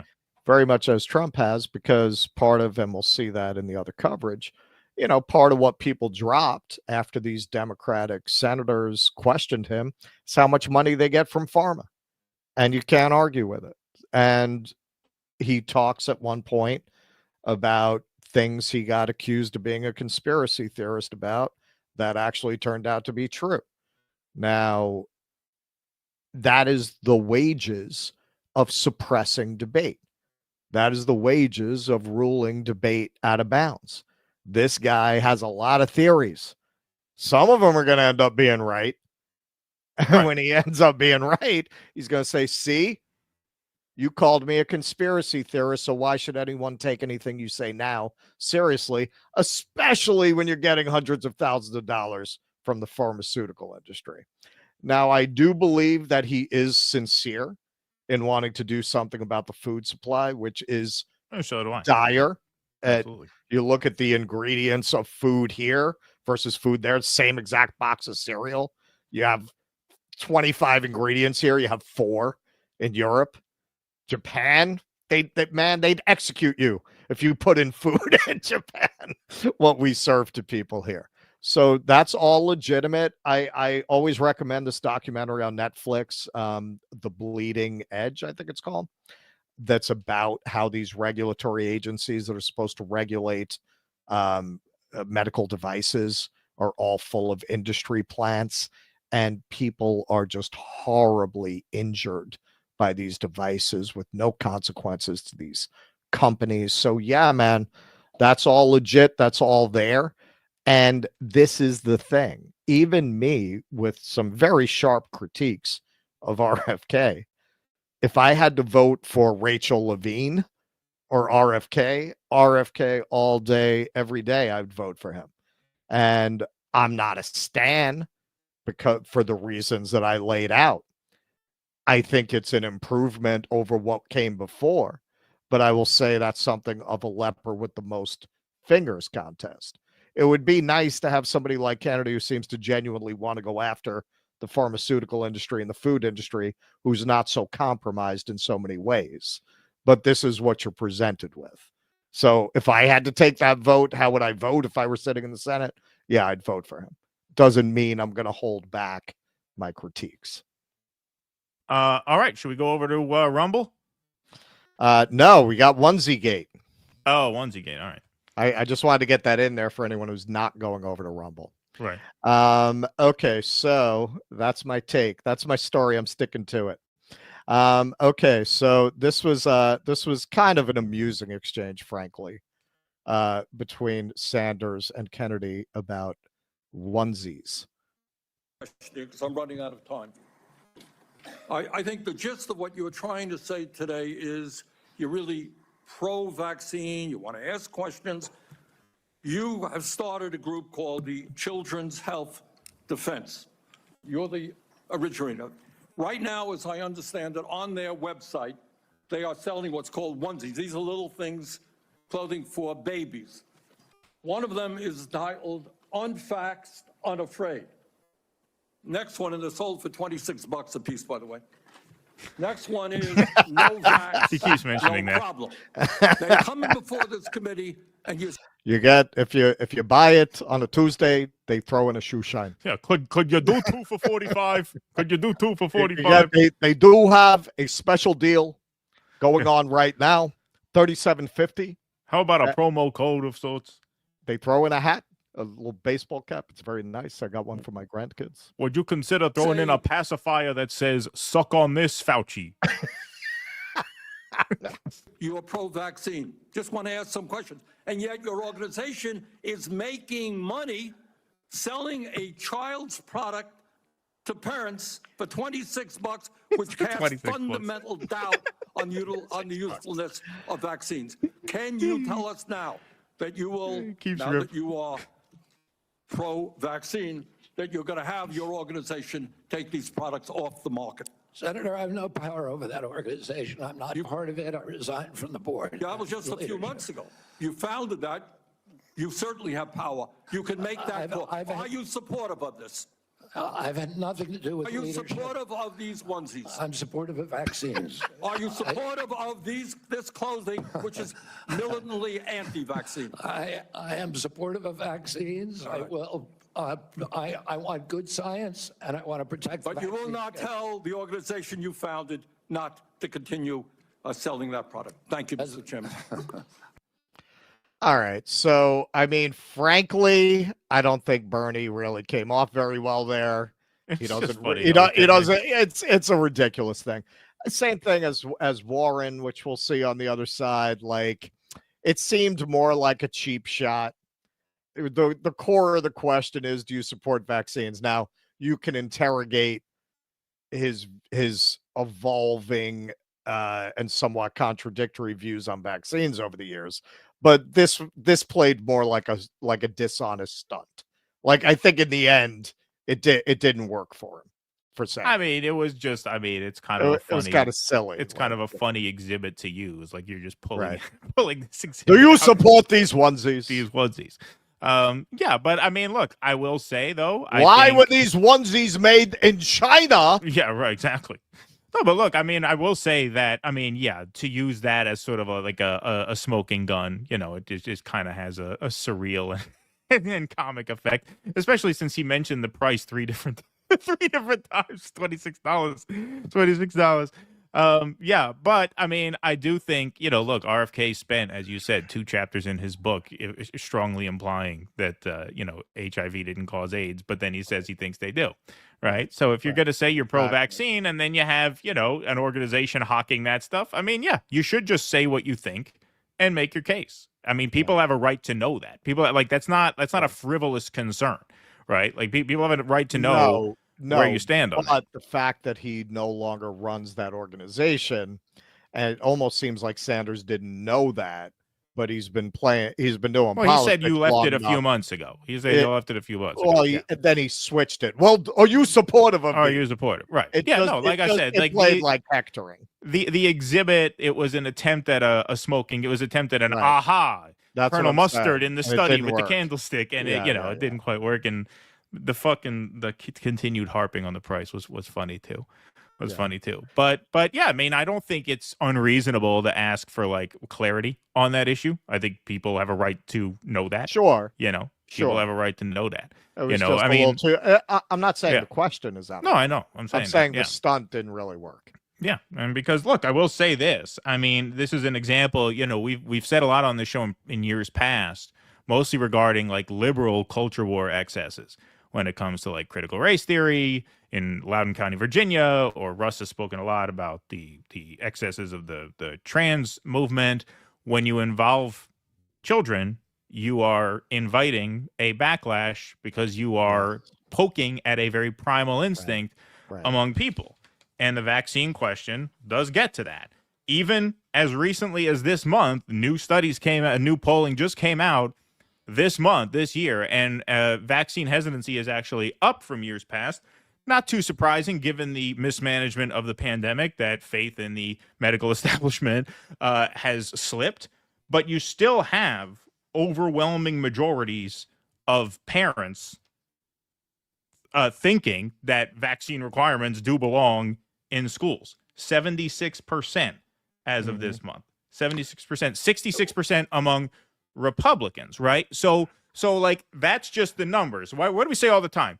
You know, you've said it before. Okay, you can think a trans parade belongs on the White House lawn, but when you are touching on an issue that affects kids and affects parents and their kids, you're inviting a backlash. The poll numbers are not in your favor on that if you want to fuck with the vaccine schedule or confidence in vaccines. The numbers are not there. The numbers are not there. And you're touching on that same primal instinct that the libs fucked around and found out with that in Virginia in 2021, and now with the trans stuff, right? So you have to be consistent across the board. If you're gonna issue that warning, hey, tread lightly here because you're dealing with something very primal, then I think you have to say that in this case too. And you have to, I think, demand that someone take a clear position on that. And RFK does not take clear positions on much. That's not out of bounds. It's that in itself is not hectoring. No, the It's not question is, unreasonable. of course, the question's not out of Yeah. bounds. That's like a central controversy of his Yeah. career. Yeah. I just think the stunt didn't work. Yeah. When you were asking, okay, and with the parents, I'd be interested to see if anyone. I think it probably depends on how you frame it. The idea that by definition children shouldn't get vaccines, yeah, I think most people would be against that. The idea that we've gone to a vaccine schedule of 72 shots, do you think that maybe that is excessive? I think you'd probably get a majority for that question. Maybe somebody's asked it. I don't know. I think a majority would say that sounds excessive. Yeah. I mean, I'm citing a poll that just came out that talked about requirements for school. Yeah, like Requirements for school. broad question of should kids.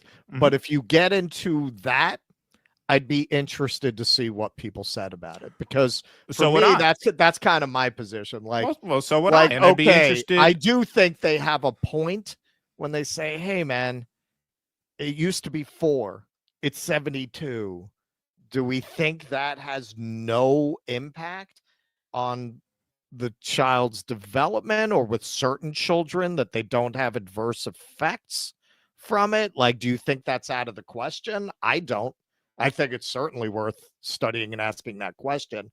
And this is part of the problem.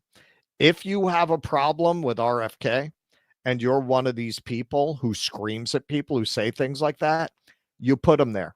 You put Well, them that's what there. Max Blumenthal Because said, it's a yeah. worthy thing to pursue scientifically. Okay, Mhm. so he's wrong, so prove him wrong. That's not what these people do. How dare you? How dare you? Well, okay, that's how he got there. That's why he's getting a standing ovation walking out of that room. Yeah, and in the room, there doesn't seem to be a clear stance that he took. I mean, he says, and I think the onesie thing is indicative of that. Now, you could say that particular attack didn't land because he really has no control over whether or not to put it on the website anymore. But it's indicative of the sort of speaking out of both sides of his mouth, which he has done in many other cases about many other topics. This one as well. And yeah, I mean, people have a right to get you on the record about that. All right, let's take a couple more super chats, and then we're going to take a quick break, and then we're going to do the rest over on the Rumble side. So rumble.com/do dissidents. Make your way over. I'm sorry, that was wrong. DoDissonance.com/Rumble. That takes you to this very stream over there. All right, what do we got here? Rock and Roll. Models of wealth distribution are not inherently corrupt or fraught with cronyism in and of themselves. Corruption and cronyism, ethics and lack thereof, is a human variable. My answer to that is always the same. In a system where everything is for sale, that means anything can be bought, including power. And that invites corruption in and of itself. A big part of life expectancy going down in the last decade or so in the U.S. is doctors are encouraged by insurance companies and government to send patients to die in hospice rather than treat them. Eric Maines, thanks for the $5. Sorry, you ate parasitic-ridden meat and got brainworm complications? Yeah, under our new program, we'd have to just say no, Mr. Kennedy. Thank you, Eric. Appreciate that very much. All right, folks, we have some more Rumble rants to read. We'll get to those over there for the rest of the show. DoDissidents.com/Rumble. Please come over and join us. If you don't get Rumble where you're at, we're on Twitch. We're also on Twitter as well. So if Rumble is an issue for you, for whatever reason, you can find us on X or on Twitch for the remainder of the show after a brief 5-minute intermission. Until then, thanks for watching so far. We hope you join us for the rest. Be safe and be well. Courage! Please clap.